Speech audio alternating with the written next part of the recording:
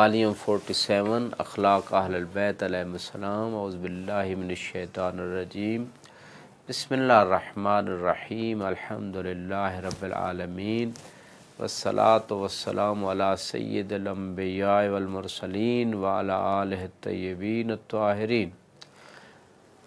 عزیزان محترم، 47 number volume میں اخلاق اہل بیت علیہم السلام کے عنوان سے اس آیت کے ضمن میں جس میں معارف کا ایک سمندر چھپا ہوا ہے، دریا کو کوزے میں بند کیا گیا ہے، اور یہ کلام پروردگار جو ہے اس کے اندر جو ہے جس سے اس کو معجزہ کہا گیا کہ عام انسان ایسی کلام لانے سے عاجز ہے، یہ ایسی کلام اللہ ہی اس کو انجام دے سکتا ہے، اور 14 سال سے یہ چیلنج موجود ہے۔ لہذا عام انسان کی وسعت کے مطابق ہر بندہ جتنی اس کی فکر ہے، جتنی اس کی طاقت ہے، جتنی اس کی معرفت ہے، وہ اس سمندر سے اپنے ظرف کے مطابق معارف کو سمیٹ لیتا ہے۔ اور جن لوگوں کے، جن ہستیوں کے گھروں میں قرآن نازل ہوا، جن کو قرآن نے مخاطب کیا، جو آیت تطہیر کے مصداق ہیں، جو قرآن کے وارث ہیں، طبعاً ان کے پاس علم کا سمندر ہے، اور وہ قرآن کے ظواہر کو بھی جانتے ہیں اور باطن میں کیا چھپا ہوا ہے اس کو بھی جانتے ہیں، قواعد کلیہ کو بھی جانتے ہیں، مصادیق کو بھی جانتے ہیں۔ بہرکیف ہم کوشش کر رہے ہیں کہ اس آیت کے ضمن میں اگر ہم غور کرتے چلے جائیں تو یہ قاعدہ کلیہ ہمیں بہت ساری جزیات کی طرف متوجہ فرما رہا ہے۔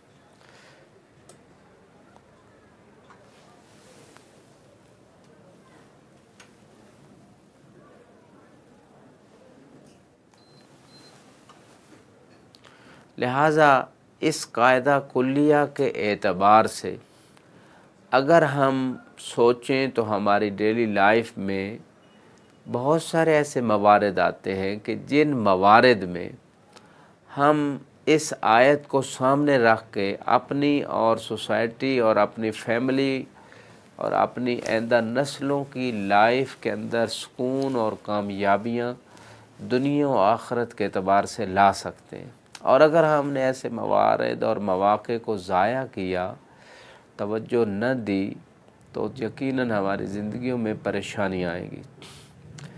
اللہ سبحانہ وتعالیٰ فرماتا ہے وَمَنْ أَعْرَضَ عَنْ ذِكْرِي فَإِنَّ لَهُ مَعِيشَةً ضَنْكًا، کہ جس نے بھی میرے ذکر سے رو گردانی کی، اس کی زندگی جو ہے وہ تنگ ہے۔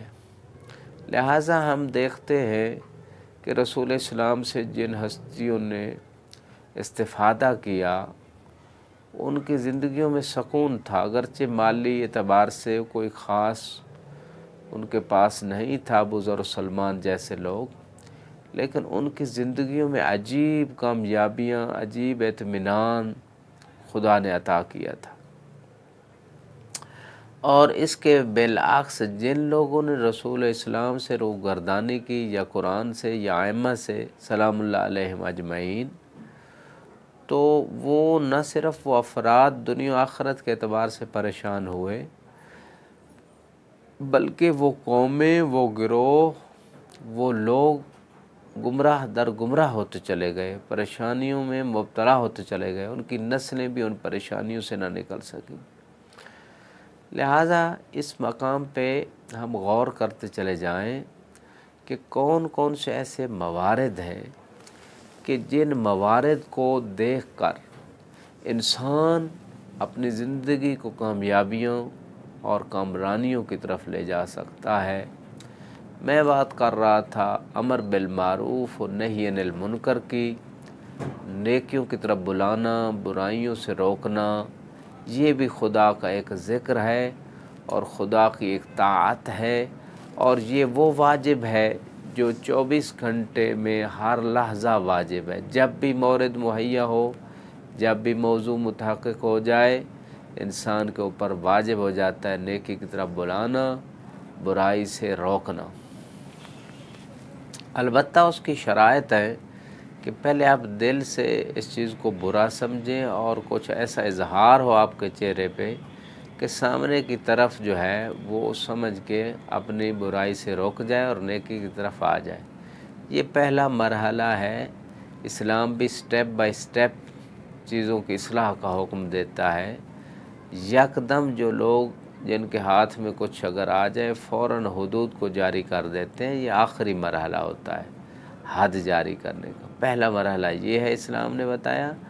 دوسرا سٹیپ اس مقام پہ یہ ہے کہ انسان زبان سے دوسروں کو برائی سے روکے اور نیکی کی طرف بلائے، کیونکہ یہ وہ ذکر خدا ہے، میں نے عرض کیا وہ طاعت خدا ہے جو 24 گھنٹے ہیں، ہر عاقل بالغ پہ ہے، مرد عورت سب پہ ہے۔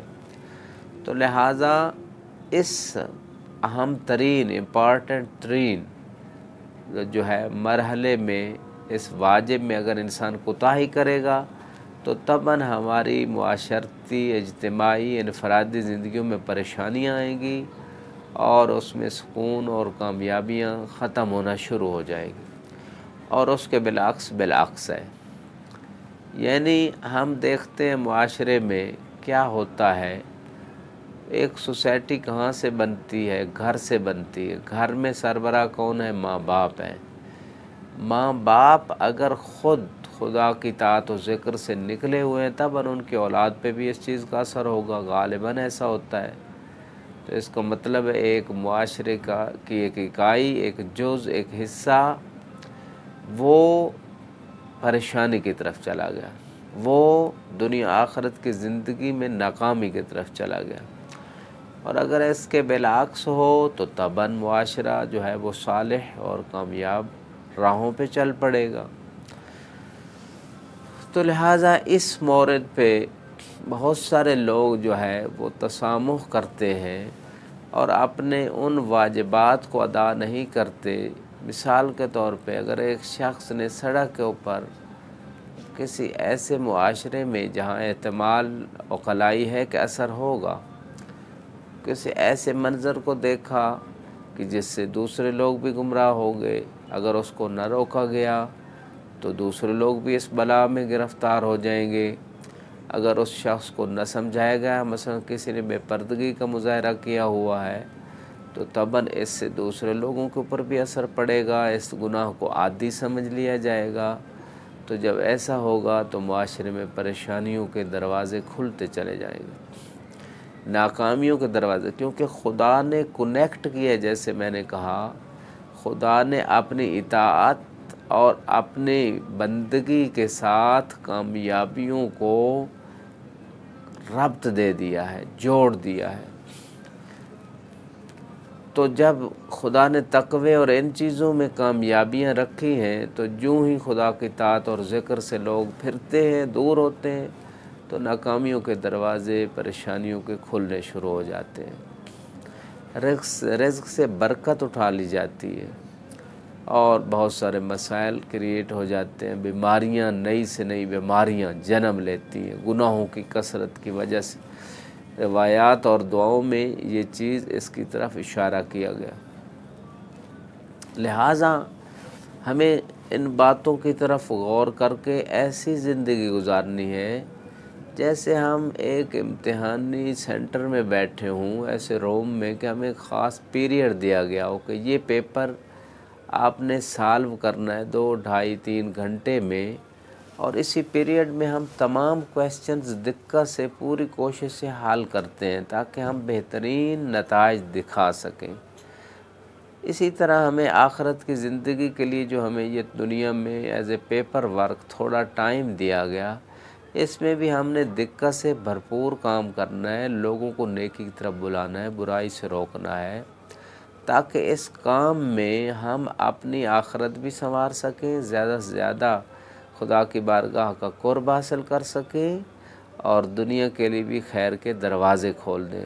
وآخر دعوانا الحمد للہ رب العالمین، والسلام علیکم ورحمۃ اللہ وبرکاتہ۔